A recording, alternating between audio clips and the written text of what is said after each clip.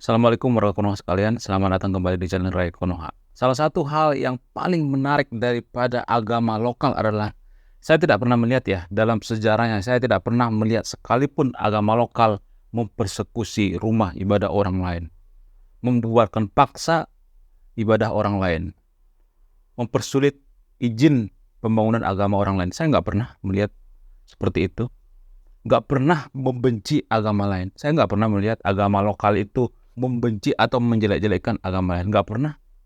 Itu hal yang sangat menarik yang saya lihat dari agama lokal. Mungkin di antara sahabat yang nonton video ini, ada yang bisa bantah nggak gitu kalau saya mengatakan bahwa agama lokal itu tidak pernah sekalipun mempersekusi ibadah agama orang lain.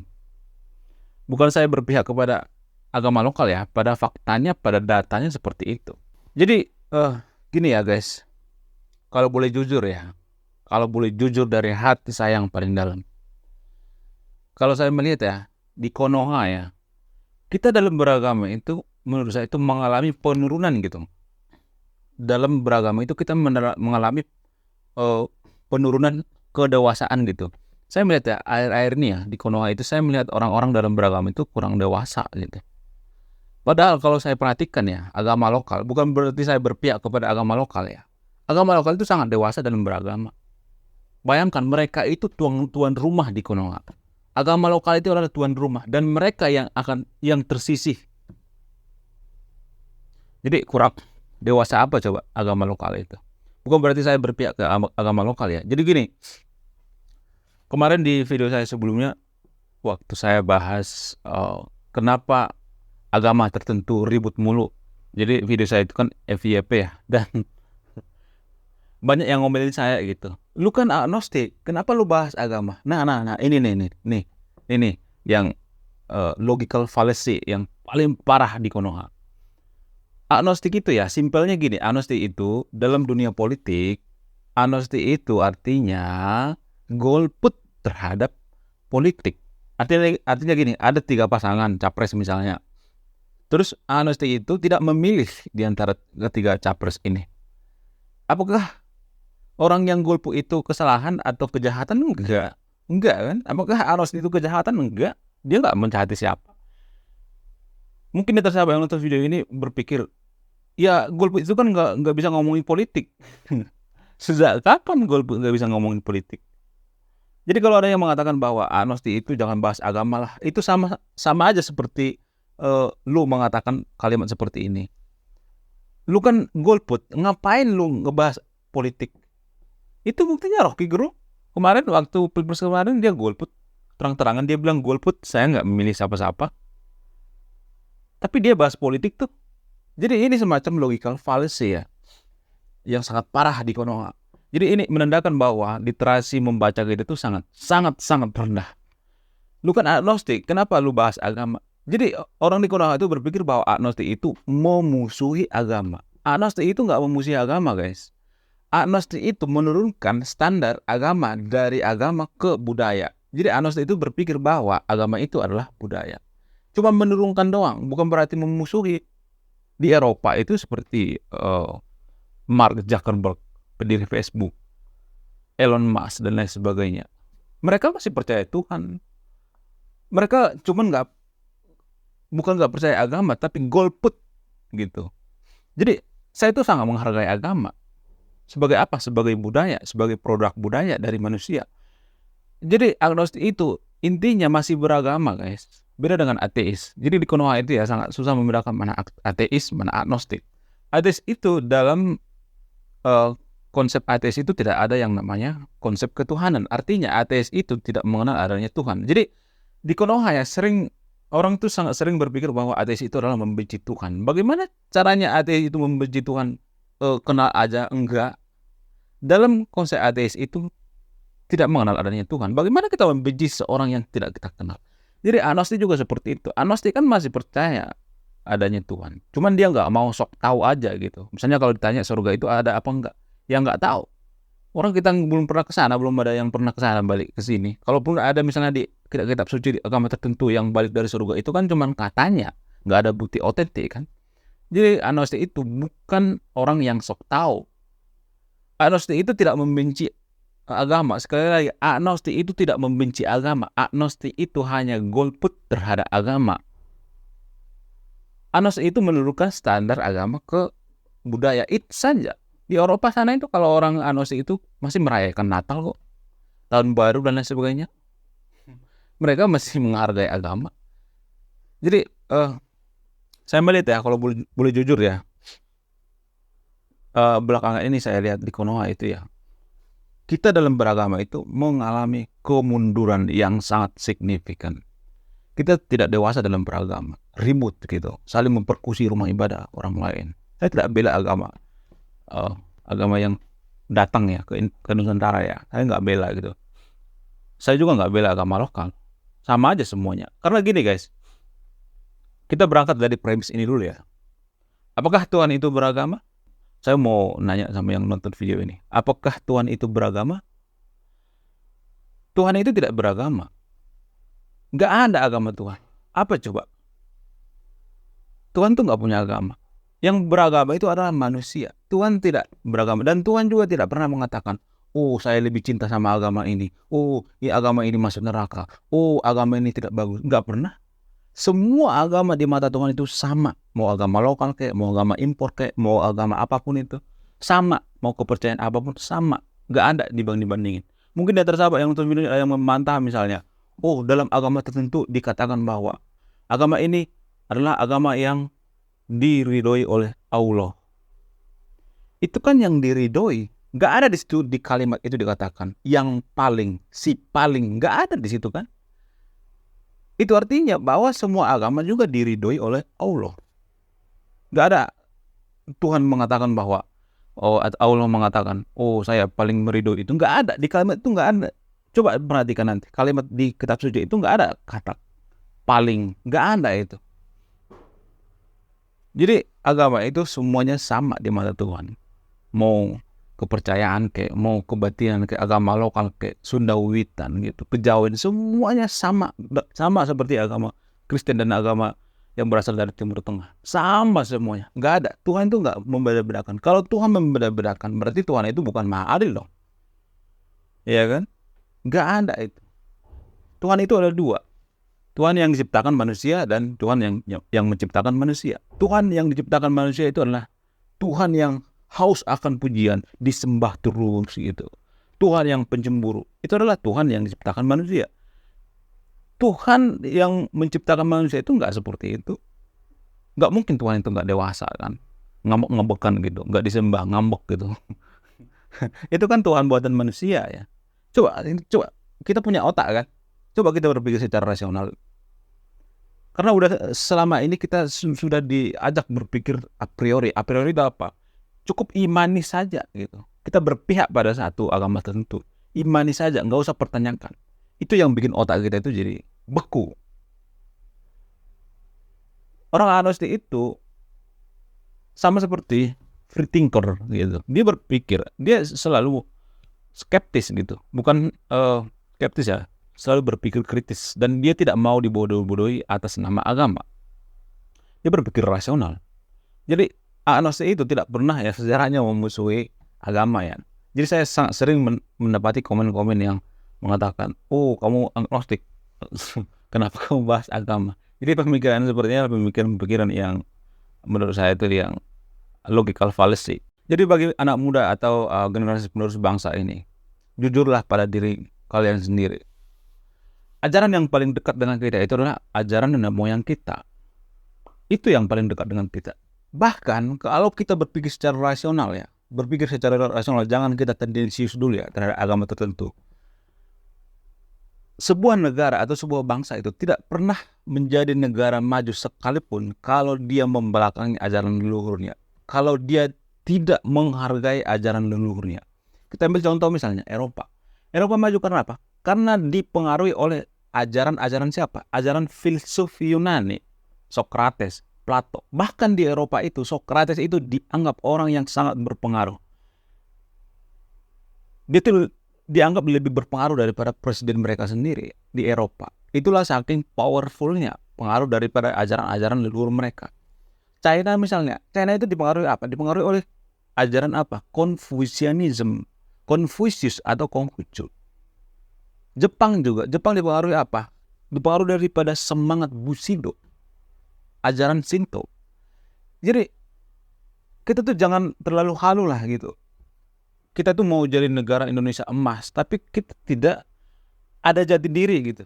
Kita tuh dikontrol gitu, misalnya dari budaya luar, dijajah. Kita nggak bisa maju guys, nggak bisa maju. Kita harus menemukan ajaran leluhur kita yang sebenarnya itu seperti apa.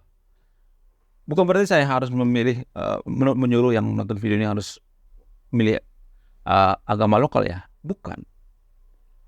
Karena ajaran agama lokal kita itu menyatu dengan budaya. Jadi dalam budaya dan agama lokal itu ada filosofi, ada namanya filosofi hidup. Itu yang paling dekat dengan kita. Itu yang paling cocok dengan kita sebenarnya. Kita aja sebenarnya yang terlalu ngeyel. Bukan berarti saya mengatakan bahwa agama lokal yang paling baik ya, bukan ya. Akan tetapi kita selama ini sudah membelakangi ajaran leluhur kita. Kita sudah memusrikan ajaran leluhur kita.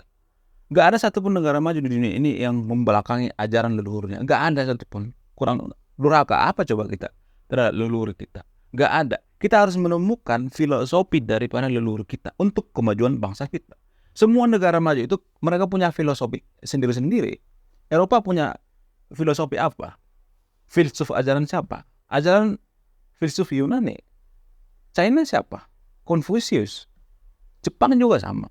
Jadi Indonesia itu harus menemukan, Nusantara itu harus menemukan siapa filsuf atau ajaran dari agama leluhur kita atau budaya leluhur kita. Jadi gini guys, bicara tentang agama ya. Saya punya temen ya, dia dulu beragama Kristiani ya. Jadi mohon maaf bagi teman-teman Kristen ya. Ini hanya cerita ya, hanya cerita. Teman saya ada dulu beragama Kristen. Dia dulu orangnya sangat taat dalam beribadah, rajin beribadah. Dia nggak pernah absen yang namanya beribadah. Tapi ada satu momen dia menjadi agnostik. Tapi bukan berarti saya mengatakan bahwa harus yang nonton video ini untuk agnostik ya. Nggak ada ajakan seperti itu ya. Nggak ada ya. Tetaplah beragama. Beragamalah dengan dewasa. Jadi ada satu momen dia memilih agnostik. Karena apa? Karena gini, dia cerita sama saya gitu. Dia melihat video apa? Video pembubaran ibadah paksa. Video pembubaran ibadah paksa yang ada di internet. Udah banyak kan sekarang ini pembubaran paksa, persekusi. Ada kan yang viral-viral kan? Ya kan, jujur-jujuran aja, saya nggak terlalu suka yang munafik. Kalau Anda tahu pengen jejak digitalnya, ketik aja di Google apa di YouTube tuh banyak itu berserakan. Pak RT masuk ke rumah ibadah orang. Jadi dia melihat ada seorang Pak RT dalam agama tertentu masuk ke rumah ibadah agama Kristen. Disclaimer dulu ya, saya tidak mengatakan bahwa ini harus detail ya. Saya bukan menganjurkan seperti itu. Dan ketika dia melihat itu, teman saya ini, saat itu juga dia berpikir, saya harus agnostik. Kenapa dia berpikir seperti itu? Karena dia berpikir bahwa agama yang dari yang ada sekarang ini cuma bikin kacau begitu. Lebih baik nggak usah beragama sekalipun daripada harus menggambarkan tindak intoleransi seperti itu. Bagaimana mungkin seseorang beragama itu? Dia mengatakan seperti ini. Bagaimana mungkin seseorang yang beragama itu berani dengan sadar seorang Pak RT masuk ke rumah ibadah orang. Dan dia trauma. Melihat video itu dia trauma. Bukan berarti saya mengatakan yang nonton video ini harus agnostik. Enggak. Dia berpikir bahwa agama itu ada campur tangan politik, campur tangan budaya. Kita sangat susah membedakan mana kepentingan politik, kepentingan agama, kepentingan budaya. Bahkan dalam agama tertentu juga agama dengan negara itu punya bendera yang beda. Punya bendera, coba perhatikan. Agama dengan negara itu punya bendera masing-masing. Punya tanah air masing-masing. Jujur aja, di video sebelumnya saya sudah bahas ini. Kebanyakan sih setuju, tapi ada sebagian yang ngomelin gitu. Awas kamu ya, nanti saya cari alamat kamu. Ada yang seperti itu, komentar seperti itu. Bahkan ada yang DM saya juga. Kenapa mereka menekan saya? Karena saya cinta sama negeri ini. Saya nggak mau negeri ini seperti Yaman, seperti Irak gitu, seperti Afghanistan. Mereka kan akan menjadikan Indonesia itu seperti itu kan. Dengan apa? Karena tidak ada diskusi-diskusi seperti ini yang membongkar, yang mengkuliti gitu. Kalau misalnya kita berpikir secara rasional, apa yang dikatakan teman saya ini? Kalau saya berpikir secara mendalam ya juga ya. Daripada kita beragama tapi mengganggu orang lain, mengusik orang lain, berdosa, menambah-nambahin dosa, tidak ada toleransi, masuk ke rumah ibadah orang lain, mengganggu orang lain ibadah, lebih baik agnostik gitu. Kalau saya berpikir apa yang dikatakan teman saya itu, saya juga awalnya mengatakan kepada teman saya ini, janganlah, enggak semua agama seperti itu, enggak semua pemeluk agama seperti itu. Ya agamanya kan enggak jelek. Ya pengaruhnya doang, oknumnya doang. Dia bilang gini, kalau cuma oknum, kenapa tiap bulan ada kasus-kasus seperti itu? Kalau cuma oknum, masa bisa satu kabupaten banyaknya? Berarti ada yang salah pola pikir agama itu sendiri. Ada yang salah dengan tradisi dalam beragama itu. Iya, saya ngakui, kata dia gini, tradisi dalam beragama itu bisa dirubah. Akan tetapi, siapa yang bisa merubahnya? Ya kan, abang bisa minoritas orang yang merubah tradisi dalam beragama. Misalnya tradisi dalam beragama ini saling membenci misalnya. Suka membenci, mengkafirkan orang misalnya. Siapa yang bisa merubah ini? Kalau bukan banyak orang. Kalau cuma segelintir orang bisa merubah, kata dia gitu. Jadi saya terdiam gitu. Iya juga ya, kalau dipikir-pikir. Emang kita bisa merubah tradisi dalam beragama itu sekejap mata dengan membalikkan telapak tangan? Sekejap nggak bisa itu, nggak ada sejarahnya itu. Itu yang paling susah, merubah tradisi dalam beragama itu sangat susah. Susahnya itu seperti memindahkan gunung berapi yang ada di Indonesia ke Australia. Itulah susahnya merubah tradisi dalam beragama. Jadi dia mengatakan bahwa daripada saya berdosa, daripada saya mengusik orang lain, daripada saya didoktrin membenci-benci agama lain, mending saya agnostik. Gak ada. Tuhan itu tidak beragama, kata dia seperti itu. Saya juga berpikir ya, ada benarnya juga ya yang dikatakan teman saya itu. Ya Tuhan gak beragama, manusia lah yang beragama. Tuhan tidak mengatakan bahwa agama ini yang paling benar, agama ini yang salah. Gak ada Tuhan seperti itu. Jadi inilah dasar atau ini adalah induk, ini adalah hulu. Jadi kalau ibarat sungai ya, hulunya apa? Ada hulunya gitu, ada lubangnya. Jadi hulu daripada segala kejahatan dalam agama itu, seperti tindak intoleransi, mempersekusi rumah ibadah orang lain, menggusur, mempersulit pembangunan rumah ibadah orang lain, hulunya atau dasarnya atau pondasinya, awal pemicunya itu adalah karena kita merasa bahwa agama kita yang paling diridhoi oleh Allah. Padahal di situ di kalimat itu nggak ada kata paling kan. Yang diridhoi, semua agama juga diridhoi sama Allah. Nggak ada Tuhan itu misalnya mengatakan, saya milih agama ini, agama ini nggak benar. Nggak ada seperti itu. Apapun agama kita, apapun suku kita, apapun ras kita, apapun bangsa kita, bagaimanapun bentuk fisik kita, warna kulit kita diciptakan oleh Tuhan yang sama, yaitu Tuhan yang Maha Esa. Jadi singkat cerita, teman saya ini menjadi agnostik. Dia hidupnya jadi tenang gitu. Tenang, tentram, damai. Dia tidak dibayang-bayangi gitu. Teman saya juga, teman satu lagi ada teman saya yang dari kalangan mayoritas juga seperti itu. Dia mengatakan seperti ini. Untuk masuk agama tertentu itu, ada agama tertentu di Konoha. Itu seperti masuknya mudah, tapi keluarnya susah. Jadi seperti gangster gitu. Kalau kita keluar dari gangster ini, kita dikejar-kejar. Dan ya tidak semuanya ya agama mengajarkan seperti itu. Tetapi kalau kita tiap hari didoktrin saling membenci, didoktrin, apa nggak jadi psikopat lama-kelamaan ya kan?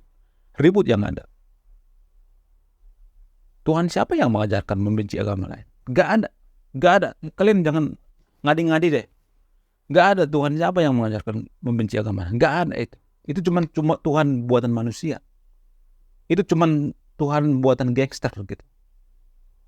Itu cuma Tuhan buatan agama tertentu gitu, sekte tertentu, pemuja iblis. Nggak ada Tuhan mengajarkan kebencian, nggak ada itu. Jadi kalau Anda tidak bisa merubah lingkungan Anda itu lebih baik, misalnya lingkungan Anda itu sering membenci agama lain, keluar dari lingkungan itu. Kalau kita nggak bisa merubah, keluar aja daripada berdosa. Tapi bukan disclaimer dulu, bukan berarti saya mengatakan Anda tidak beragama ya, tetaplah beragama. Tapi beragamalah dengan dewasa. Jangan mengatakan bahwa agama saya yang paling benar, agama ini yang itu adalah induk daripada toleransi. Di seluruh negara itu induknya di situ, dasarnya di situ. Oke, jadi intinya gini guys, saya tidak mengatakan bahwa kita harus kembali kepada ajaran atau agama lokal atau leluhur kita. Akan tetapi gini guys, dalam agama lokal ataupun budaya lokal itu ada tersimpan filosofi. Salah satu contoh misalnya, ajaran leluhur kita yang diajarkan ke kita secara tidak langsung itu seperti yang saya katakan di video-video saya sebelumnya. Rumah kita itu, rumah leluhur kita itu kan rumah panggung ya. Ada tiangnya tinggi, ada sekitar 2 meter, 1 meter gitu. Kenapa bisa seperti itu? Karena secara tidak langsung diajarkan kepada kita bahwa di Nusantara itu rawan gempa. Jadi kalau gempa, goncangannya itu tidak terlalu berbahaya karena itu kan dari kayu. Kalau misalnya tiangnya dari kayu, itu lebih sedikit kerugian daripada menggunakan beton. Jadi sekarang ini kan sudah beton semua ya. Yang kedua misalnya, di Nusantara itu kan banyak nyamuk ya. Jadi Nusantara itu banyak nyamuk sehingga nenek moyang kita itu bikin rumah panggung itu buat apa? Untuk kita supaya terlindung daripada nyamuk. Nyamuk itu 1 meter dari permukaan tanah itu udah nggak ada lagi sebenarnya, 2 meter gitu. Buktinya kalau kita punya rumah tingkat 2 itu nggak ada nyamuk loh. Unik kan? Jadi secara tidak langsung leluhur kita itu sudah mengajarkan, dan leluhur kita juga tidak pernah menggusir rumah ibadah orang lain, nggak pernah mau persekusi, nggak ada itu, nggak ada kita diajarkan seperti itu, nggak ada. Jadi kalau menurut saya lebih mulia ajaran leluhur kita daripada ajaran yang suruh membenci agama lain, membenci ini, membenci itu. Agama apa itu? Membenci terus. Yang ada gedenya jadi psikopat kan, seperti yang terjadi di Konoha, banyak psikopat, ya kan? Tapi tidak semuanya sih orang beragama seperti itu. Akan tetapi, ya inilah yang kita pikirkan sebagai generasi penerus bangsa kita. Kita tidak akan bisa maju kalau kita membelakangi ajaran leluhur kita. Oke, terima kasih sudah menyimak video ini. Saya Ray Konoha. Salam rasional.